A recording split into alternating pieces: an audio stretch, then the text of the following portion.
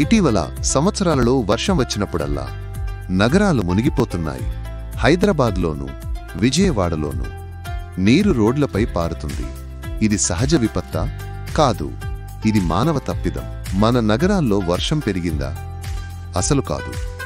ఇతర దేశాల కంటే తక్కువ వర్షం మనకు పడుతుంది. కానీ మునిగిపోతున్నాం. ఎందుకంటే ప్రణాళికలు లేవు. పాత కాలువలు, చెరువులు మాయమయ్యాయి. ఒకప్పుడు హైదరాబాదులో 500కి పైగా చెరువులు ఉండేవి. ఇప్పుడు వాటిలో ఎక్కువ భాగం అపార్ట్మెంట్లుగా మారిపోయాయి. ప్రమాదమేమిటంటే చెరువులే లేకపోతే నీరు ఎక్కడికి పోతుంది? విజయవాడలో మరో సమస్య. కృష్ణానది బ్యాక్ఫ్లో. పాత డ్రైన్లు మూసివేశారు. జలనిరోధక ప్లానింగ్ను పట్టించుకోలేదు. ఇది కేవలం వర్షపు ప్రభావం కాదు, ప్లానింగ్ లేకపోవడం వల్ల వస్తున్న వాస్తవ భయంకర రూపం. స్టార్మ్ వాటర్ డ్రైన్లు ఉండాలి. వర్షపు నీరు వేగంగా బయటికి వెళ్లాలంటే ఇవి శుభ్రంగా ఉండాలి. కానీ వీటిలో చెత్త, ప్లాస్టిక్, అక్రమ నిర్మాణాలు నిలిచిపోయినప్పుడు నీరు రోడ్లపైకి వస్తుంది. ప్లానింగ్ అంటే కేవలం బడ్జెట్ కాదన్నది మనం గ్రహించాలి. ఇది ప్రాణాలను కాపాడే శక్తి.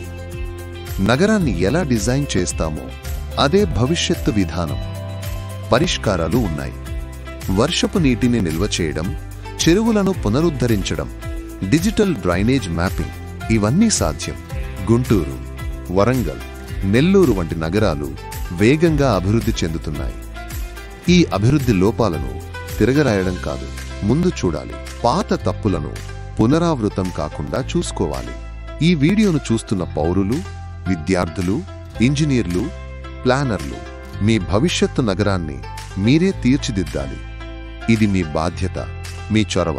ఎస్ఎస్పి అర్బన్ ఇన్ఫ్రా ఒక లక్ష్యంతో ముందుకు సాగుతోంది. నేడు నిర్మిస్తున్న మౌలిక సదుపాయాలు రేపటి నగర జీవితాన్ని రక్షించాలి. భద్రమైన, సుస్థిరమైన నీటిని తట్టుకోగల నగరాలను మనం కలిసి నిర్మిద్దాం.